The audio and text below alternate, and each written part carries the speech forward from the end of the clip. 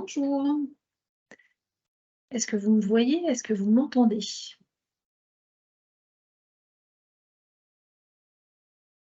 Oui, Mmh. Emmanuel, on te voit et on t'entend parfaitement. J'espère que c'est le cas pour, tout le monde. OK, super. Alors du coup, je vais démarrer donc notre, 1er webinaire, d'une série de webinaires express, sur, le choix des solutions intranet, à la fois le choix de la solution et puis, par la suite, on verra comment, penser sa prestation et réussir, son projet intranet. Alors, le programme d'aujourd'hui, 15 minutes pour aborder vraiment les fondamentaux. Donc déjà, je me présente. Donc, moi, Emmanuelle Richard, je suis responsable marketing et satisfaction client chez Eliadis. Je ne suis pas une experte SharePoint et mon intervention, lors de ces présentations, c'est plus, pour vous vulgariser et vous donner une image, marketing, d'un projet intranet.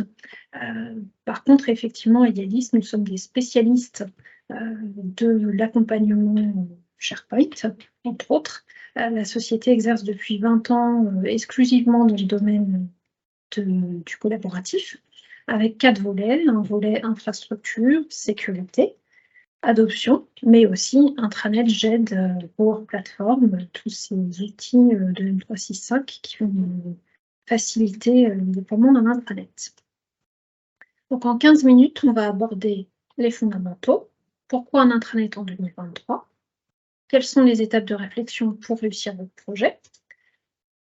Les familles de besoins pour un intranet, et on va essayer de brosser, un classement des solutions pour que vous ayez une vue, des solutions par type de besoin. Comme nous sommes effectivement des spécialistes partenaires de Microsoft, on rentrera un petit peu plus dans le détail de SharePoint, pour expliquer pourquoi, et pourquoi pas SharePoint par rapport à votre projet, et on parlera, des add-ins et du cahier des charges intranet. N'hésitez pas à poser vos questions dans le chat. Si je peux y répondre, j'y répondrai, et sinon, je ferai le nécessaire pour vous apporter une réponse auprès des équipes plus techniques. Alors, d'abord, pourquoi un intranet en 2023?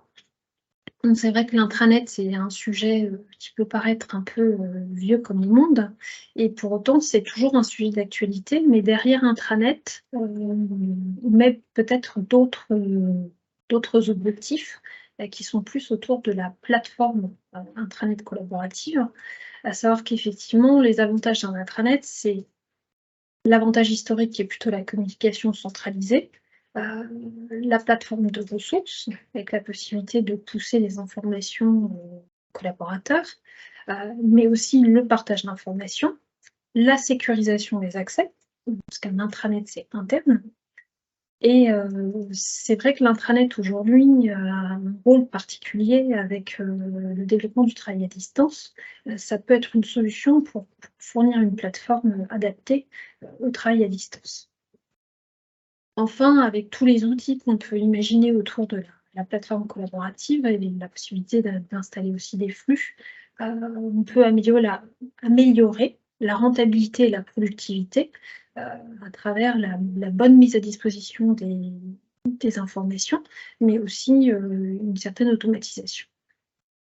Donc effectivement, un intranet en 2023 a tout son sens, car il fournit le cadre adapté aux nouvelles exigences du travail, notamment, un cadre adapté au travail à distance, une dématérialisation des supports et simplifier l'accès à l'information. Les 3 étapes de réflexion pour votre projet intranet, heu, effectivement, là, on va parler plus précisément des solutions intranet, mais les 3 étapes sont: quelle solution pour mes besoins? Quel prestataire pour quel accompagnement et quelles ressources, je dispose pour mon intranet. Donc quelle solution pour mes besoins qui va nous préoccuper aujourd'hui, c'est effectivement, il faut être capable d'auditer les besoins et d'évaluer, la solution que vous allez choisir au regard de vos problématiques techniques et fonctionnelles. afin de pouvoir établir votre cahier des charges. C'est vrai que parfois le cahier des charges est produit sans avoir eu cette réflexion détaillée en amont, ce qui fait que ça peut biaiser la mise en concurrence des solutions. Donc, si vous en êtes au début de votre réflexion, on va réfléchir à comment évaluer correctement la solution pour mes besoins. Alors, de manière très empirique, je vous l'avais dit, mon objectif, c'est de vulgariser. Donc, en fait, on estime qu'il y a 3 grandes familles de besoins pour un intranet. Un besoin de communication, un besoin social et un besoin de collaboration. Ces besoins-là peuvent interagir ensemble et peuvent être proposés à travers une plateforme intranet. Alors maintenant, on a des besoins qui peuvent être hybrides. On n'est pas forcément que sur la plateforme. On peut avoir un besoin qui n'est que collab ou communication, ou un besoin effectivement qui va couvrir toute ou partie ou l'ensemble de ces besoins. En tout cas, ce qui est important, c'est qu'un intranet sa vie et que même si votre besoin au départ, il est uniquement focusé sur un besoin de communication, il est important de prévoir, si vous souhaitez dans le temps avoir une offre sociale ou une offre collab, de l'avoir pensé comme ça quand vous avez démarré votre projet intranet. Le modèle de communication, c'est le modèle historique de l'intranet. On est effectivement plus sur une communication type descendante. Ce sont les besoins fondamentaux RH ou com, pratiquement communs à tous les intranets.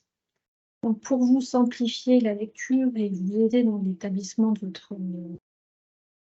votre cahier des charges, effectivement, vous pouvez vous appuyer sur ce slide, vous dites un modèle de communication, quel type de structure, de type de contenu, de flux, de publication.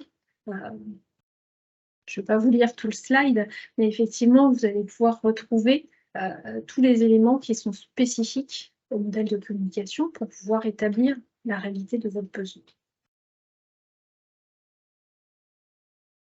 Le modèle social est un modèle qui est apparu un peu plus tard avec l'explosion des réseaux sociaux, parce qu'effectivement, il répond à un usage déjà courant dans la vie personnelle et qui prend le pas aussi sur la vie professionnelle.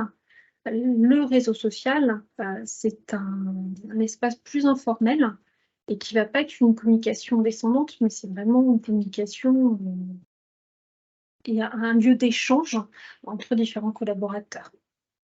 Pour autant, le modèle social est aussi un modèle qui nécessite de l'animation et de la modération.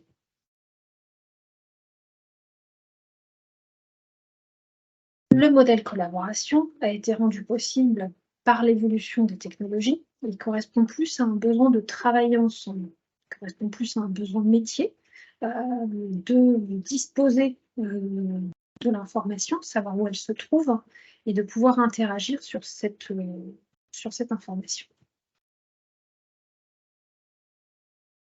Par exemple, aujourd'hui, on a beaucoup de clients qui ont déployé la Teams pendant le Covid, sans avoir une réflexion sur la structuration des données, et qui, au-delà de la problématique intranet, utilisent un projet intranet pour réfléchir à l'organisation de la donnée, sa structuration, sa mise à disposition et ses usages.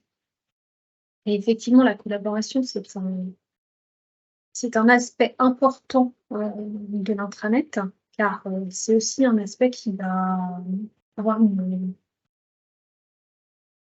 qui touche à la productivité de votre entreprise, parce qu'aujourd'hui, il y a tellement d'informations qui circulent et tellement de travail à distance que si on n'est pas capable de fournir une plateforme de collaboration pratique pour les utilisateurs, on perd en performance. Alors, au niveau des principales solutions, j'ai essayé de vous montrer en fait un mini tableau sur les principales solutions d'intranet par type de besoin.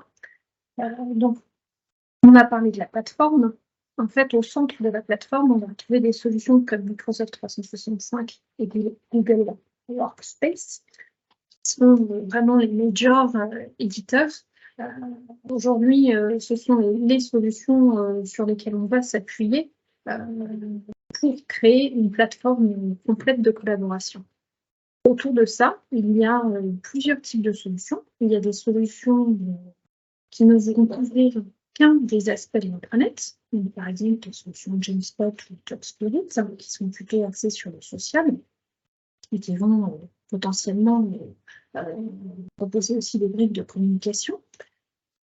Alors, vous pouvez avoir des besoins qui ne correspondent qu'à cette brique-là. Donc, effectivement, ces solutions vont correspondre à cette brique. Mais ce que vous allez surtout beaucoup retrouver, c'est des solutions qui s'appuient sur les solutions de Microsoft ou de Google et qui vont proposer donc des briques supplémentaires, des add-ins, pour pouvoir proposer des expériences un petit peu plus élaborées dans certains sujets. Donc, dans le choix de votre solution intranet, vous allez pouvoir faire appel à une solution éditeur majeure et potentiellement des solutions partenaires qui correspondent à vos briques dont vous auriez besoin.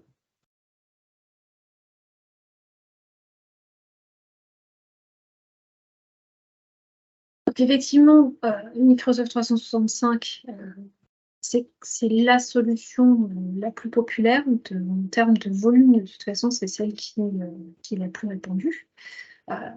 Effectivement, c'est la solution qui est la plus aboutie en termes de plateforme collaborative, ce qui explique son succès.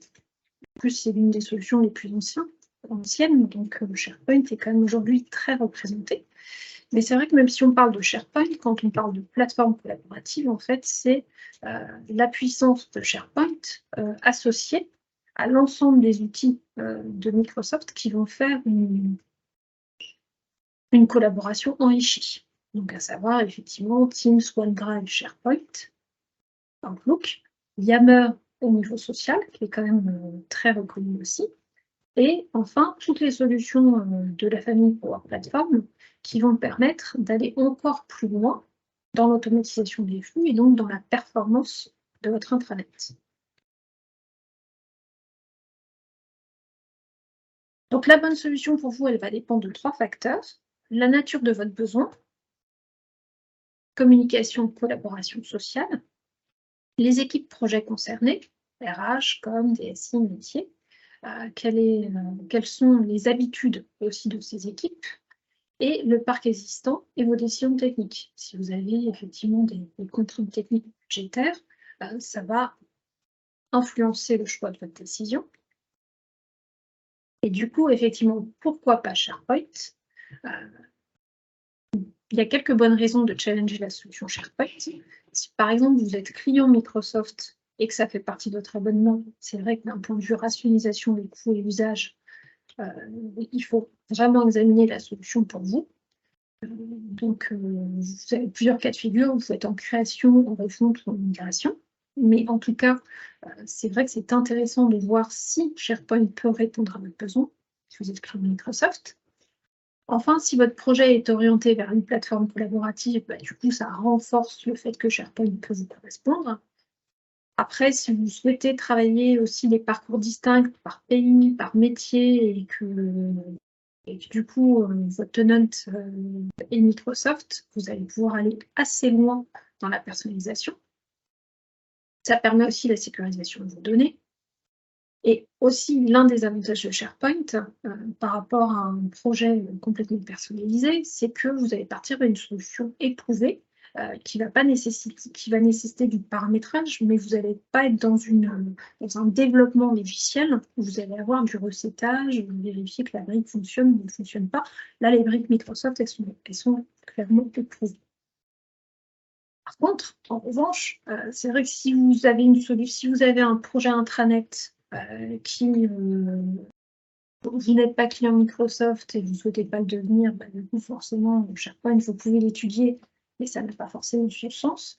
Et si vous avez un projet super précis, qui est plus un projet type Internet, un peu web, mais pas avec une grande dimension de plateforme collaborative, effectivement, SharePoint peut peut-être pas la solution qui vous correspond. Quelques précautions avant d'exprimer un cahier des charges. Effectivement, si SharePoint est dans votre spectre et que vous souhaitez mettre en concurrence la solution SharePoint, effectivement, SharePoint, vous ne pouvez pas faire un cahier des charges type intranet sur une solution SharePoint. La solution, elle est éprouvée et il va falloir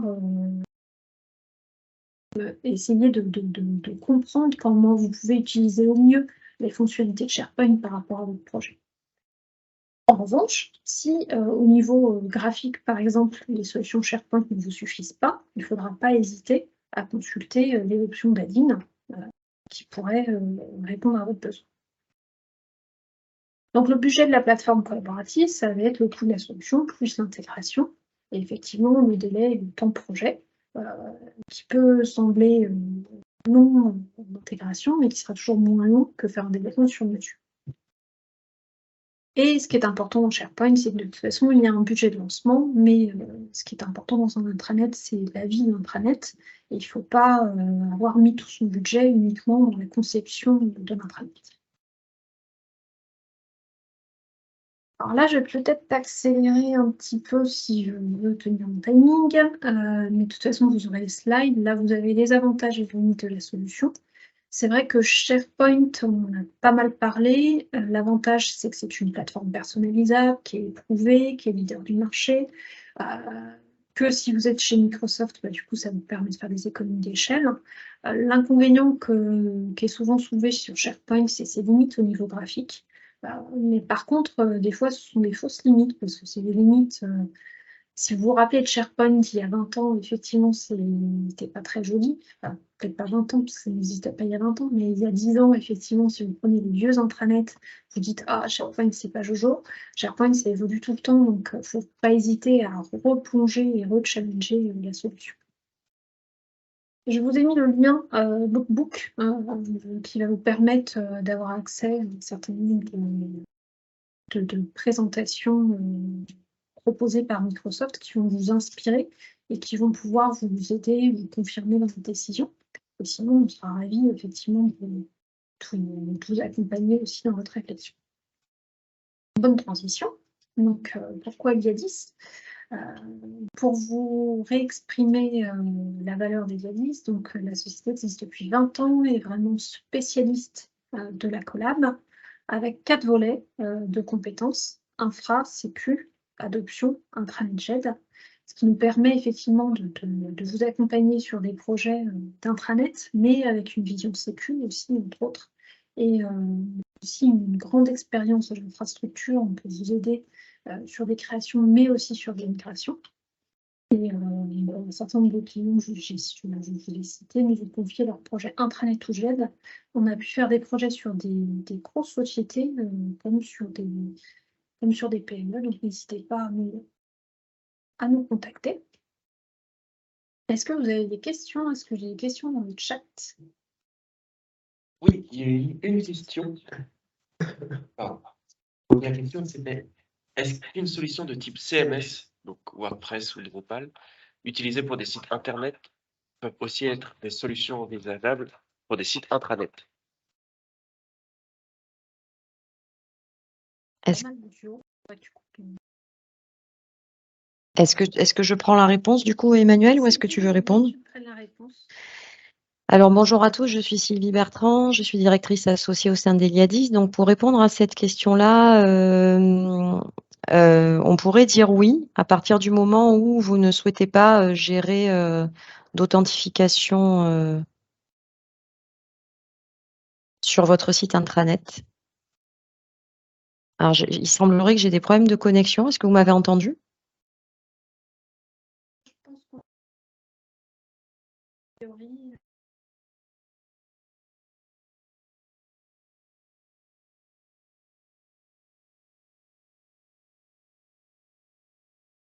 J'ai entendu de mon côté.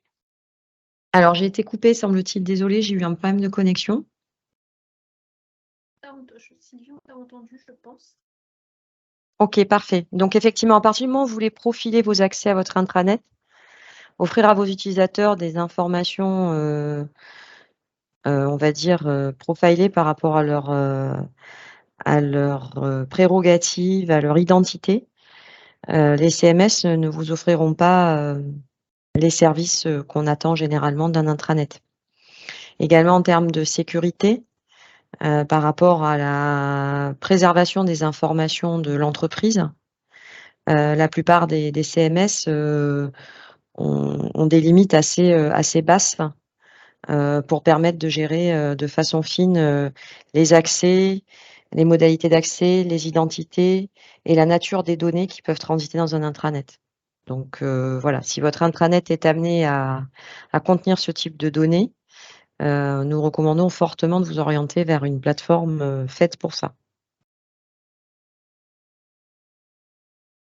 J'espère que ça aura répondu à la question.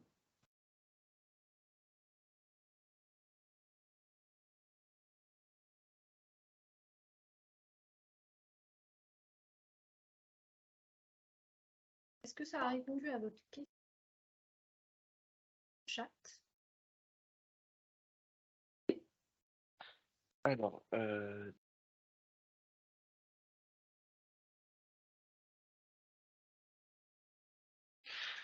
la deuxième question par rapport aux limites graphiques de SharePoint.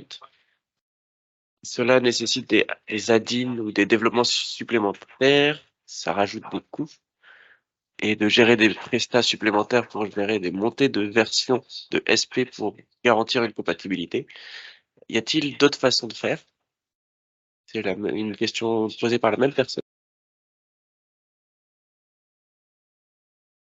Alors, il y a plusieurs façons de répondre. Effectivement, vous avez des solutions tierces qui vous permettent d'aller plus loin et de façon plus simple d'un point de vue graphique dans l'environnement SharePoint, parce qu'en fait, SharePoint permet d'aller plus loin graphiquement. Simplement, ça nécessite une maîtrise avancée de son fonctionnement. Donc, il y a un certain nombre de solutions tierces dont Emmanuel a parlé qui peuvent permettre d'avoir des templates et des modèles plus sexy à moindre effort pour quelqu'un qui maîtriserait pas forcément la technique et la programmation. Cela dit, la nouvelle expérience SharePoint permet déjà de faire beaucoup de choses. Et en complément sur le volet effectivement montée de version, si c'est ça qui est évoqué, le passage à la nouvelle expérience ou par rapport à des environnements, on va dire SharePoint Online antérieurs, voire même à des environnements SharePoint On-Premise qui n'auraient pas été loin dans l'habillage graphique d'un intranet. Si c'est juste pour faire ça, je pense qu'il serait dommage d'ajouter une surcouche. Voilà, un passage, une mise à jour, pour profiter de ce que peut offrir SharePoint Online aujourd'hui en matière de navigation, de recherche, d'affichage de l'information, me semble déjà suffire, avec peut-être une problématique de déplacement des contenus, de migration des contenus. Si vous êtes dans une infrastructure on-premise, semble déjà un chantier sympathique. Donc voilà, le problème de rajouter un logiciel tiers, à mon avis, est à envisager non pas tellement pour la migration, mais plus pour la gestion de la cible. Qu'est-ce qu'on veut offrir à la cible et quelle facilité on veut se donner en termes d'administration fonctionnelle de la cible. En sachant qu'une solution tierce rajoute nécessairement une connaissance de cette solution tierce, de l'interface de cette solution tierce, voilà, qui serait rajoutée. Donc, il faut bien mesurer les avantages et inconvénients et le rapport, on va dire, entre l'investissement et les bénéfices qu'on veut retenir de l'ajout d'une solution tierce par rapport à ce qu'on pourrait obtenir avec des fonctionnalités natives. Moi, j'espère que ça répond à la question également. Merci pour vos réponses très claires. Merci beaucoup pour vos questions. J'espère que ce webinaire vous aura plu. Merci beaucoup. Bonne fin de journée à tous. Merci beaucoup.